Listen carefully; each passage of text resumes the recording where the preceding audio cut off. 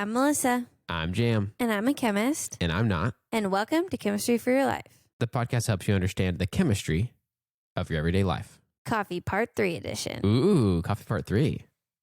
So I'm very excited about this episode. We're going to talk about how coffee is decaffeinated. Nice. Dude, this is awesome. I've wondered this many times. Have you? Yeah, I've also looked into it briefly, but I cannot say anything I ever looked into made sense to me.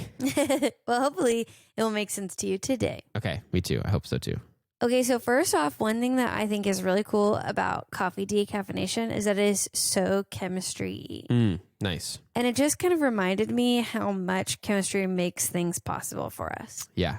Like pregnant women or people who are sensitive to caffeine can still have coffee because of science. Yeah, totally. And caffeine does have negative effects. It technically is a toxin and it can kill people in high enough doses. Right. So the fact that we can create a drink that inherently is caffeinated without the caffeine is amazing to me. Yeah, definitely. So I'm very excited about this.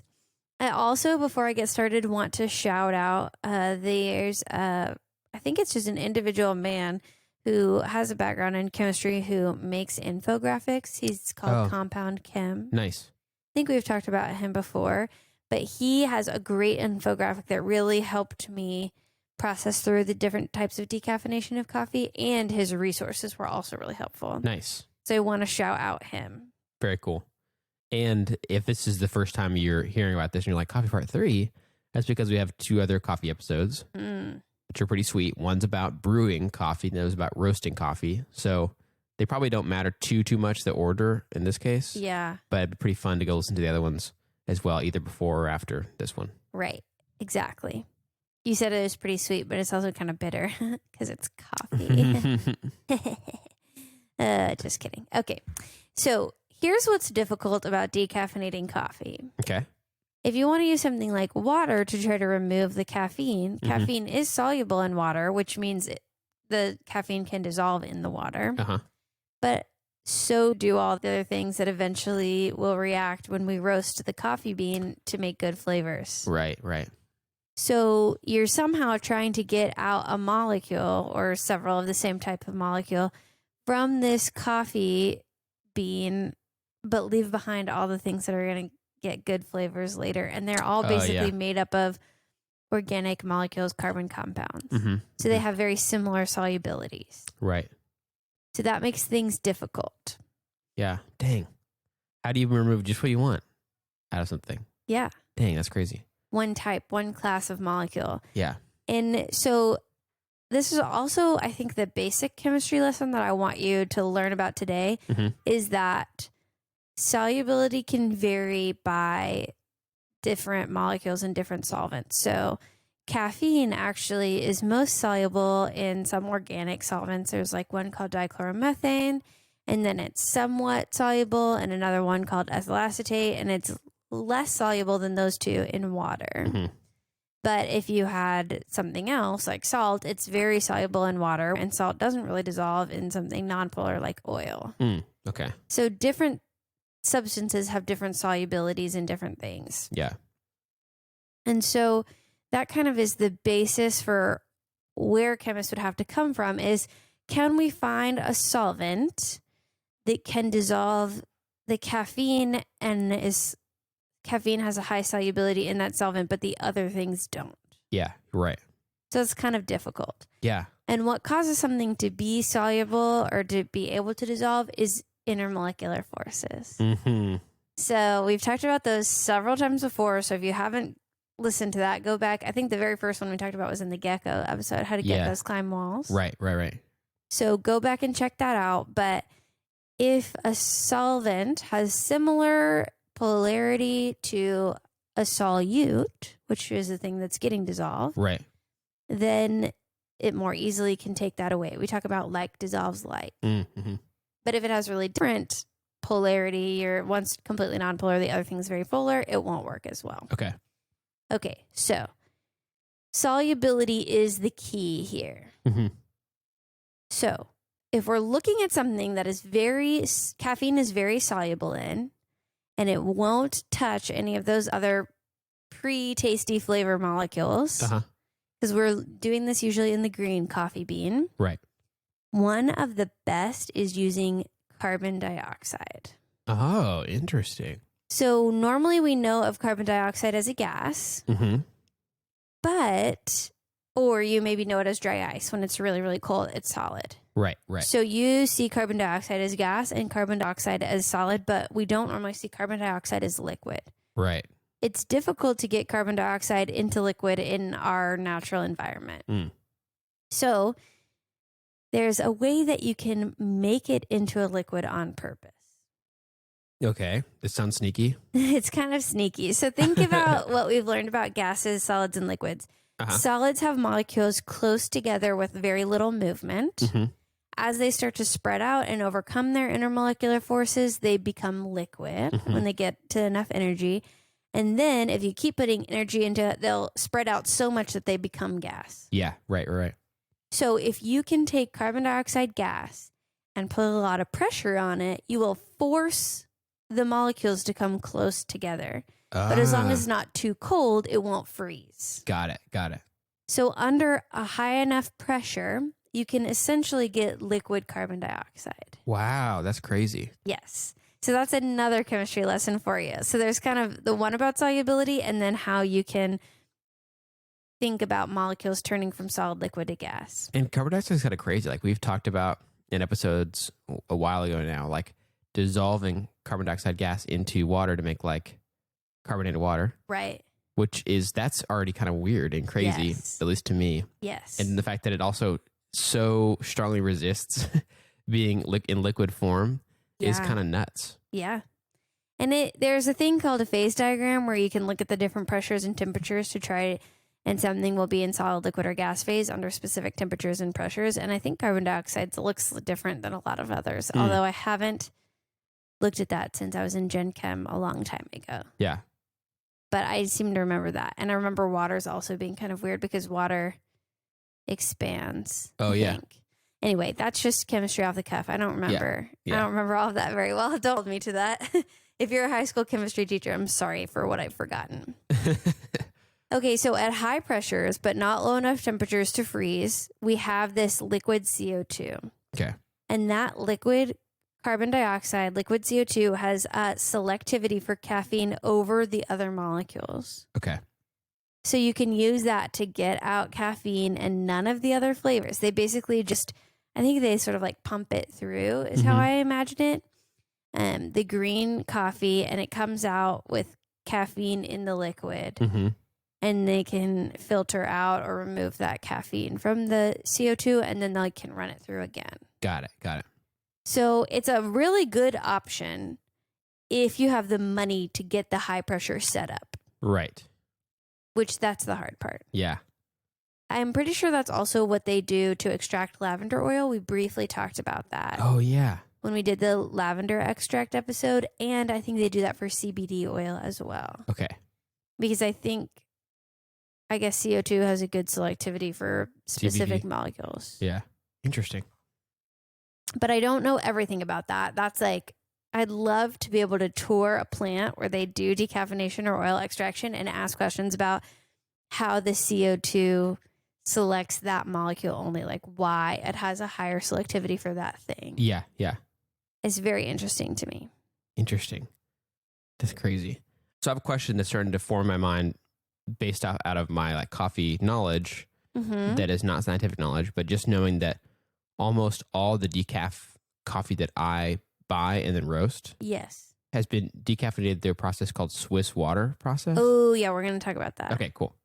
I've always wondered, like, what the heck? But also, I know just from the coffee side that is one of the more highly coveted ones to choose. Yes. Because of a few reasons, especially that it takes out a lot of the caffeine more than some other processes. Yeah, so I didn't talk about the percentage of caffeine that comes out. Okay. But I just want to talk about the ideas of what's happening with the molecules. Okay. But I will say Swiss water decaffeination was my favorite one of the ones I read about, and you'll hear about why. Cool. I mean, I think CO2 would be really good. Yeah. Except for the fact that it's expensive to set up, but Swiss water decaffeination, I think you could even do on your own. Wow, interesting. Decaf coffee already costs a little bit more because it's gone through another process more than other coffee. So I feel like that CO2 process might have to cost us consumers a lot more. Yeah. If it was like more readily available. Yeah, I could definitely see that costing more because they have to pay for the startup costs of it. Yeah. Okay, so here are the other approaches, and they are all kind of a mixture of using water and what is known as quote unquote solvent. Okay.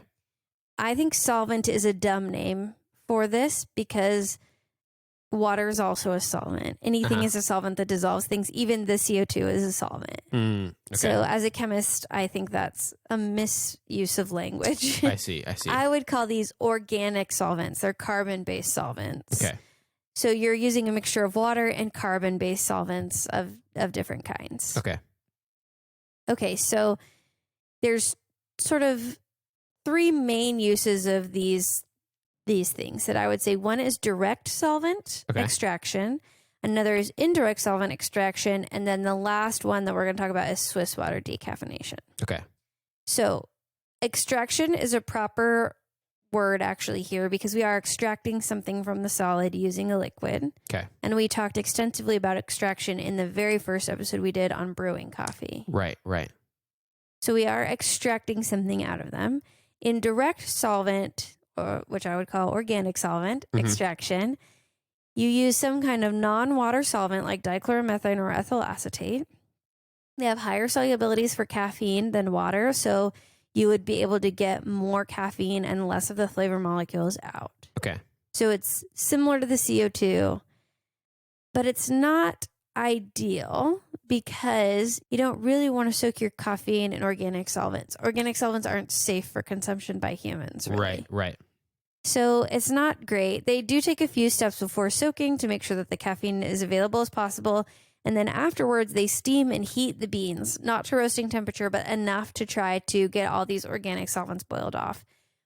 And organic solvents do boil off at pretty low temperatures. So I would expect there's not a ton of solvent left over. Yeah. And in fact, it's regulated by the FDA. Okay. And anything that is left, I think would be gone with the roast anyway. Right. So there's much higher than the temperatures that they usually boil off at. Yes. So I would expect there's not a lot of it, but it still gave me a little like feeling because as an organic chemist, I would never have a container that I used with dichloromethane or ethyl acetate and then drink out of it or something. Even if I cleaned it, I would just feel like cross-contamination fears. Yeah. So I don't love that method. Especially... go ahead.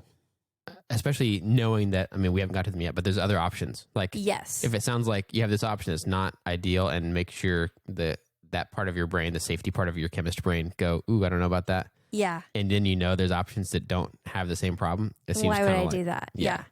And the other thing is organic solvents are not cheap to make. They're not cheap to use up.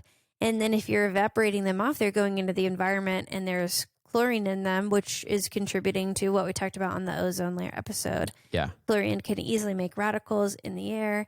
So using organic solvent when you could do anything else is not ideal. Right.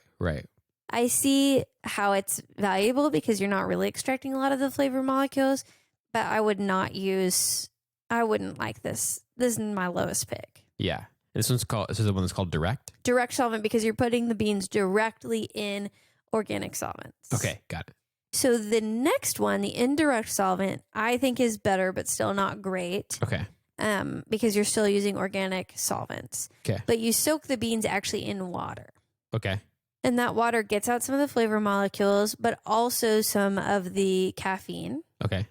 And then you can do what's known as a solvent or liquid extraction. So then you take that water with the caffeine and you mix it with the organic solvents, and that will take the caffeine out of the water layer, bring it into the organic layer, and leave the flavor compounds that aren't as soluble in the organic solvents behind. Okay.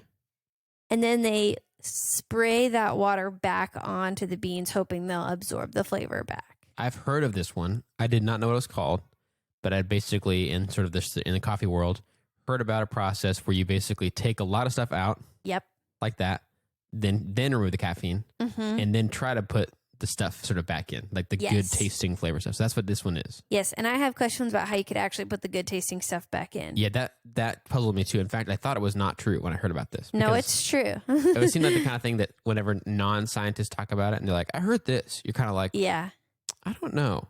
But Well, and I couldn't did prove it, mention you know? this episode to a friend, and she said, is that why all decaf coffee tastes so bad? And I was like, I don't know. I don't know that it tastes bad. yeah, I've never even had decaf coffee that I'm aware of. So yeah. could be. I have some, when we do Jam's Coffee Corner, I have some decaf experiences I'll share about Okay. at the end, just with my perspective on the flavor differences and stuff. Right. But we Yeah. can get there later. Well, so, and this one actually is very common for students to do in a lab. Mm-hmm. So my students do one with tea. They brew up black tea, and then they do a solvent, liquid extraction where they use organic solvents to take the caffeine out of the tea.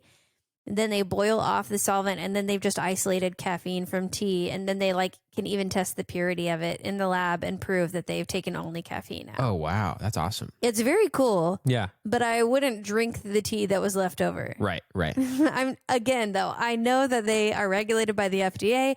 I know that there's not a lot of solvents left, but my science brain thinks still the water that's going back into Yeah. the flavor has organic molecules in it. And I know, or organic solvents, and I know they get boiled off. Logically, I know it doesn't make sense, but we don't take glassware and then clean it and then use it at home. Yeah. You know, you just don't do that. Yeah. So it just makes me feel, ugh, but I know that's a little bit illogical. Right. But I just wanted to share my vibes. Yeah. But also share that I know that that's not 100% logical. Yeah. But so those two are different types of just solvent extractions. And then there's one that uses purely water. And so these are all kind of doing a similar thing where they're taking out the caffeine. And then if they also are taking out other flavor compounds, they put it back. But I like Swiss water decaffeination because it makes so much sense and it's cool and creative and the chemistry of it is beautiful. Nice. Okay, so when you have solvents, only a certain amount of things can go into them before it's saturated. Okay. So you've probably experienced this with if you ever made rock candy and you dissolve sugar in it and you heat it up and dissolve sugar until nothing else goes in there anymore. That's a saturated solution. Actually, if you heat it up, it's super saturated. So there's no other sugar can go in there anymore. Right. So in Swiss water decaffeination, they soak beans in water and flavor molecules come out and caffeine comes out. Okay. And they take that water that has flavor molecules, but they filter it to get out the caffeine. And they use a carbon filter. And I'm not sure why it would only take out the caffeine. I have questions about that too. I don't know if it's treated for something specifically. I guess that would be the part that would be hard for you to do at home. Didn't think about that. So you're filtering out the caffeine, but then all the flavor molecules are still in there. Okay. So then you take that water that has no caffeine and you put fresh beans in there. And those beans aren't going to lose any flavor molecules because most of that flavor molecule has already been saturated. Right. But it's not saturated with caffeine. So the caffeine will selectively leak out. That is very smart. So smart and so creative. Yeah. And then you're losing caffeine without losing any flavor because the flavor molecules, I think it would be, I have some questions about why caffeine selectively leaks out, but I think it might be something along the lines of osmosis because it's not a fully saturated solution if more stuff can come out of it, but only the caffeine comes out, which I think must mean that it's trying to balance the amount of each thing on either side. That would be my guess. I think that's a little bit more biology, but it does make sense to me that there's space in the water for more things to come out. And caffeine is the thing that's coming out. Right. Because we've removed the caffeine. Yeah. And then they can just do that over and over. Yeah. Interesting. But I think one batch of beans does just kind of... get lost. Get lost in that. But also I think I would be curious if a little bit of the flavor molecules do come out each time until there's less and less space for the caffeine. I wonder how many times they can reuse water. Right. I'd love to ask someone who does this for their job. Yeah. So that's Swiss water decaffeination. And there is a version of that where they don't waste that first batch of beans and they spray the water back on as well. So, but I think that is so cool and so smart. It is really cool and very smart. And it seems just like hard enough that I might not try it because I don't know the carbon filter thing. Yeah, the carbon filter, that would be the thing that I don't know about. But if you could get a carbon filter that selectively filters out caffeine, you should be able to do this at home, I would think. Yeah. I mean, I would try it once if I could, just because it'd be fun. But also, how would you know if it's decaf or not? You would need to be able to test. Yeah, that's true. So that makes it hard. Yeah.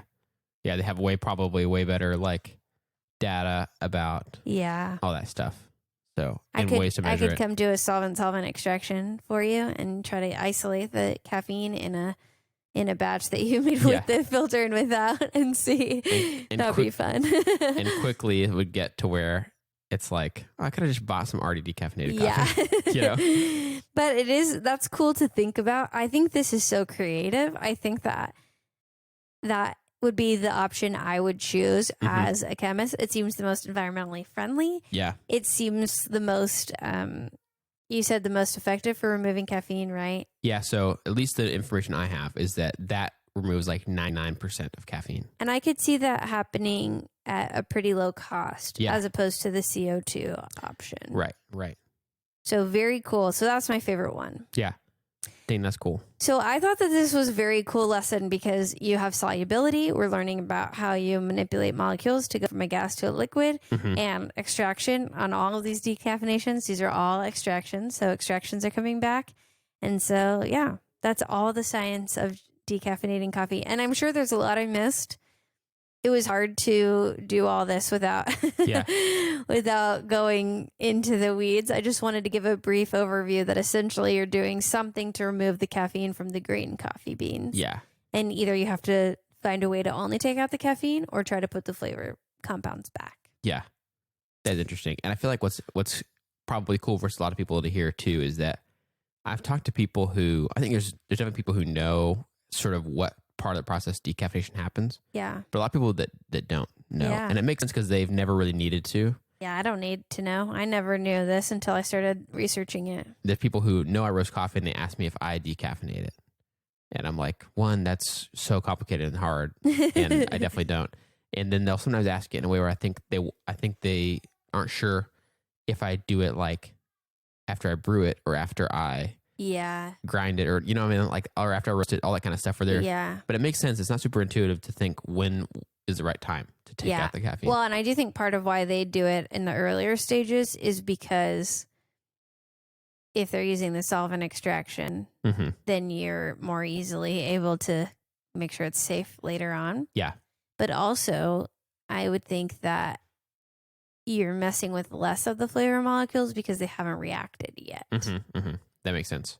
So that would be my thoughts. I don't know for sure, though. And then I'm not a coffee expert. And coffee snobs like me are like, well, I want the roasting and the drinking to be really close together. Yeah. So I don't want things to happen between there because I want the freshest. You know? Once I roast it, I try to drink it within like a week or two. So if I had to decaffeinate after that, that would be complicated. Yeah, it would take away from the time between the two. Yeah. This is very interesting. I'm glad. I'm glad you think it's interesting. A few people have asked me about it or got really excited when they learned we were doing this episode. So shout out to Adriana, Vienna. They were all really excited. And two of our friends that I'm going to try to make listen to this who are only decaf. They only drink decaf coffee. Our friend Ryan and our friend Kevin.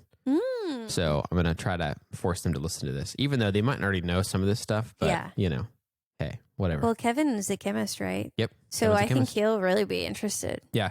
And he might know a lot of this already, but, you know, whatever. He knows a lot. He's a smart person. Yeah. One of those people who just has a lot of information and understands a lot of things. And research is beyond what most people would research. Yes. Before they make a decision. So he's one of my decaf coffee customers.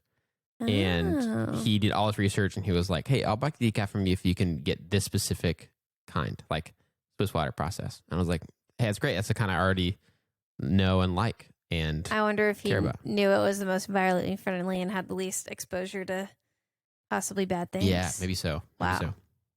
Because he worked in a research lab with me for a while. Oh, yeah, that's right. So he knows all about solvents and how gross they are. Yeah. Isn't it crazy that I have basically 3 friends who I see at least like once every week or every other week that are chemists. You, Kevin, and then our friend Caperton. Yeah, that's nuts. Yeah. You've got a lot of chemists influencing you. Yeah, seriously. It's no wonder that I think you guys probably were just working on me for a while. Yeah. To come around to chemistry. Slowly convincing you that chemistry is awesome. Yeah. Yeah. I didn't say a chance. I mean, 3 against 1, Oh, yeah, that is interesting. I guess I didn't think about how many chemists are in our friend group. Yeah. Well, you're welcome, Jam. Do you want to take a stab at being a chemist yourself and kind of telling back the chemistry lessons that you learned from that? Yes. Yes. I'll try my best. That was a lot of chemistry. I know. It was hard to, I was about to say boil this down, which is kind of ironic, but it was hard to narrow it down to one main lesson the way that we are sometimes able to, because there's so much chemistry and so many different ways that you can approach it. Yeah. Yeah. So it sounds like, okay, basically it seems like you said 4 different ways.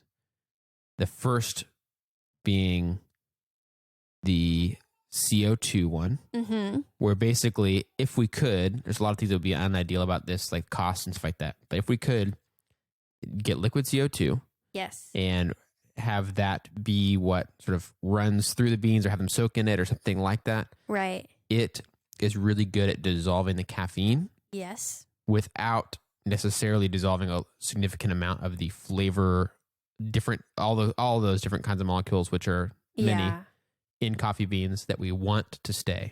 Yes. And so that would be a good option, except that it's not super cheap. Right.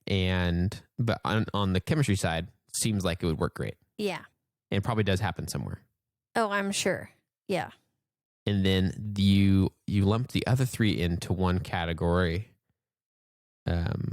The direct, indirect, and what was the third? Swiss water. And Swiss water. Okay, yeah. Because they're all using some kind of solvent mixture to extract. Right. And using water with other solvents too. And not anything like CO2. Like not that kind of... Yeah, they're all liquid at room temperature. So that's why I put them all together in my mind. Perfect. That's a chemist grouping for you. Yeah. We're in all of these, we're soaking beans in liquid and getting the caffeine out. So that's the same to me. Yeah. No, but they do have variations. Yeah. And it makes sense because I feel like these are ones that probably a lot of people have experienced or had like coffee from one of these 3. Yeah. But I could see almost none of us maybe having encountered the CO2 decaf coffee. Right. At least I think the price tag itself would raise my eyebrows. It is interesting that they use that for other extractions like lavender oil and CBD. Yeah. I've read about that for sure. So right. I know that is done. Yeah. But I just don't have a lot of details on it. Right. So if there's somebody who listens to our show who uses CO2 extraction, please invite me to your factory or wherever it happens. I really want to see it. And can I come too? Yeah. Jam too. We're a package deal. Yeah. Sorry. Okay. So those other 3, the direct, indirect, and Swiss water. Starting with the direct one, the reason you called it direct is because the different solvents you're using are having direct contact with the coffee beans. Right. Organic solvents specifically. Yeah. Organic solvents. Not water. Right. They're soaking in organic solvent. Okay. And the organic solvent is on the chemical level something that we would not want to ingest. Right. It would not be safe for us to ingest. But it is good at taking out in this case, doesn't it take out a lot of stuff, including the flavor compounds? No, just the organic solvent itself takes out, it has a high selectivity for caffeine. Got it. Similar to CO2. Yeah. Okay. So that's the upside of it, I guess. Right. Is that it's really good at taking out just caffeine. Yes. Leaving the flavor stuff behind. Okay. And then the downside, so once that's done and you've already taken out the caffeine, then the problem is how do we make this safe for humans to drink it? And so they have to boil off those organic solvents and hope that most of the traces of it are gone. Yes. And then they send it to us, and hopefully also it gets removed in roasting. But in general... And it's also tested by the FDA to make sure levels are really low. It's hard for me to imagine very much would survive all of that heat. Yeah. But it's still just, chemistry safety brain makes me feel like, ugh. But I know that's kind of illogical. Yeah. I don't want to be a fear monger. It just is like my brain thinks, I don't eat things that have touched things that solvent has touched. Yeah. You know, Yeah. it just feels wrong Yeah. to some degree. So What do you know off the top of your head, like what things would even make up that organic solvent? Or did you say that to me already? I did mention it.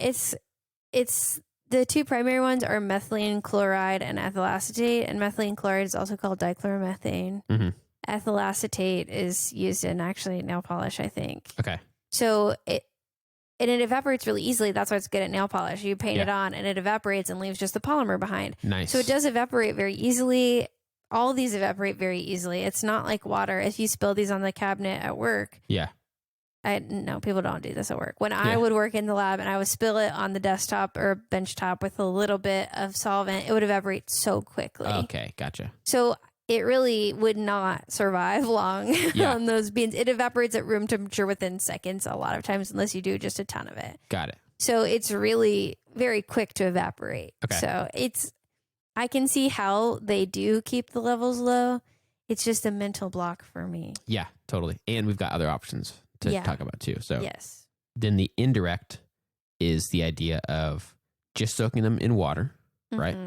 Which takes everything out. Yes. Takes the caffeine molecules and the flavor molecules we all want and we want to keep. Yes.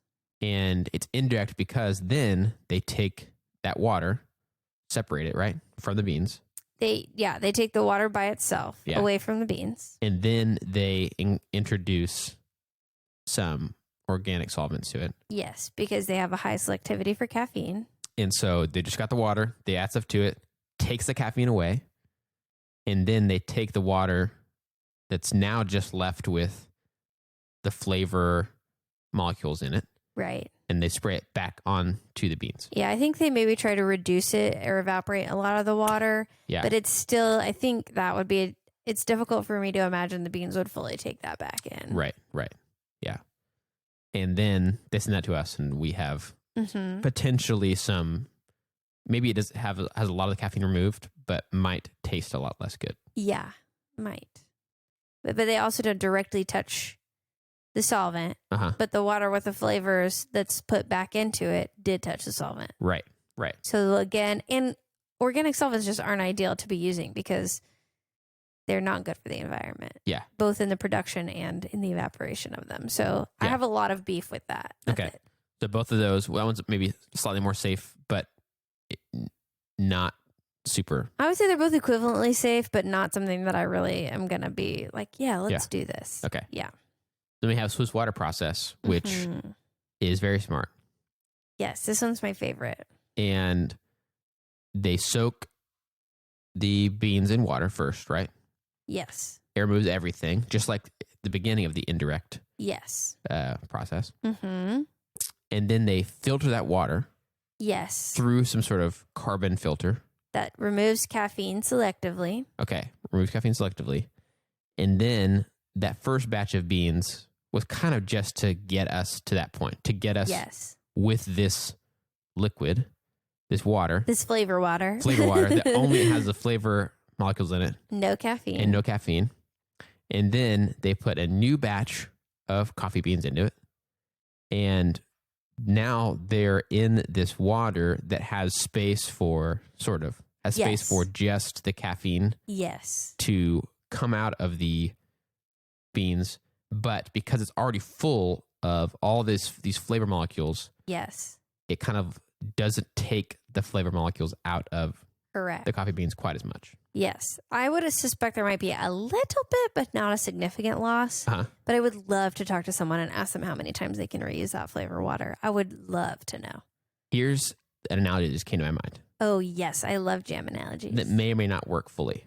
Okay. So this is more specifically just for the Swiss water process. It'd be very hard to come up with an analogy that works for all of these. Yeah. So imagine that first batch, whether you put the coffee beans in and you're just trying to get the water that has the flavor molecules in it. Right. But no caffeine in it. That'd be almost like, say you have like a car or like a 12-passenger van or something like that. Right. And at the beginning, it's got seats for everybody. Yes. And you're trying to create a situation where it has seats for just the caffeine. Yep. You just want to add some caffeine into riding this van. I'm just imagining flavor, like molecules that are supposed to be flavor molecules, like buckled in, like from a modeling kit. Yeah. So the first batch hilarious. just fills the van up. Mm-hmm. And then we run it through the carbon filter and it takes just the caffeine out. Yes. And so now we have just a van full of flavor molecules with a couple seats that were occupied by the caffeine. Right. But they already got off at the previous stop. Yes. So here's the way I could think about this that may or may not make sense. What if basically you could put in some car seats, like for kids, so that only caffeine fits in there, or only kids. So when you pull up and you've got a 12-passenger van, but the only seats that are available are the car seats, then sorry, all the other people who want to get on the van can't. Only kids can. Yes. Because those seats are there, they're installed there, and the other seats are all full. Yeah. And so we put beans, we put this unique type of water that is full of flavor compounds and molecules, has a little bit of room though, but just doesn't have any caffeine. Yeah. In it, and then the caffeine's like, sweet, let's go. Yes. And all the flavor molecules are like, man, it's already full. Yes, that's a perfect analogy. And then there we go. We took just the caffeine out and left a lot of the flavor molecules in the beans. I love it. That work kind of? That does work. I really like that analogy. That's a really good one. I'm guessing some of the like dissolving stuff isn't quite as like hard and fast as like seats on a van. Right. But no, that's a really good way to imagine it. Yeah, that's awesome. And for the other ones, it's like they had the van with everything filled up. Yeah. And they drop off the caffeine and then they go back to the beans and drop the flavor molecules back off. Yeah. Yeah. Yeah. That's a good one. There we go. Love that analogy. Wow, you did it. The only thing that wouldn't really be able to be introduced into that analogy would be the ones that talk about the organic solvents, because I don't really know a way that you could factor that into the van analogy. Where The it's like, organic solvents only have seats for caffeine from the get-go. but also how could you add in the like dangerous part or like the, Oh, you know what I'm saying? yeah. Like, how about in that case, the van is not safe. Environment. It just has bad carbon emissions. The van is out of date for its carbon emissions, so it's bad for the environment. Yeah. So in that case, you're kind of like, wouldn't we all be better off by leaving this van? Yeah. We'll use a different van. A van that has seats for everybody. Yeah. And has more up-to-date emissions stuff or whatever. And in the solvent water extraction, what they do is drop off the caffeine molecules into the bad emissions van. Yeah. And then the good van goes and backs and drops off the water. Yeah. The flavor molecules back at the coffee beans. We did it. The only one is CO2, which is kind of like an airplane. Yeah. CO2 is an airplane that only has room for caffeine. Yeah. And it costs more. Yeah, expensive. Yeah. You're like, do I want to ride in the Greyhound or the van or whatever? Or do I want to take the airplane? And it's like, that was good. Most of us are going to take the van. Yeah. Most of us are going to road trip it. Yeah. That was hilarious. That was so good. I wish we'd thought about that earlier on. Oh, that was awesome. Well, this episode's already a little bit long, so normally we do a happy thing from our week, or I really want to hear your coffee corner, your decaf stuff. But let's go ahead and wrap it up. Okay. And then for our Q&R, this gives more exciting things to look forward to in Jam's Coffee Corner during the Q&R, and you can hear about our weeks and everything good. Yes, absolutely. And it makes sense because there are like sort of 4 different chemistry lessons in this one episode. Yes, a lot of chemistry for your life today. Yeah, almost no way to make it shorter. So, well, thanks, Jam, for coming up with that awesome analogy and being excited to learn about decaffeinating coffee. Dude, pulled it out last second. You know? I almost didn't have anything, but that was really good. And thanks to all of you listeners for coming and listening and learning about coffee and being so hype about this series. That's been really fun to see. Yeah, it really has. And we really appreciate you guys when y'all send in your questions or ideas or thoughts or whatever. So if you have those, please don't hesitate to send them in. You can send those to us on Gmail, Twitter, Instagram, or Facebook at Chem for Your Life. That's Chem, F-O-R, Your Life, to share your thoughts and ideas with us. If you'd like to help us keep our show going and contribute to cover the costs of making it, go to ko-fi.com/chemforyourlife and donate the cost of a cup of coffee. If you're not able to donate, you can still help us by subscribing on your favorite podcast app and rating and writing a review on Apple Podcasts. That also helps us to share chemistry with even more people. This episode of Chemistry for Your Life was created by Melissa Collini and Jam Robinson. References for this episode can be found in our show notes or on our website. Karen Robinson is our producer, and we'd like to give a special thanks to S. Navarro and V. Garza, who reviewed this episode.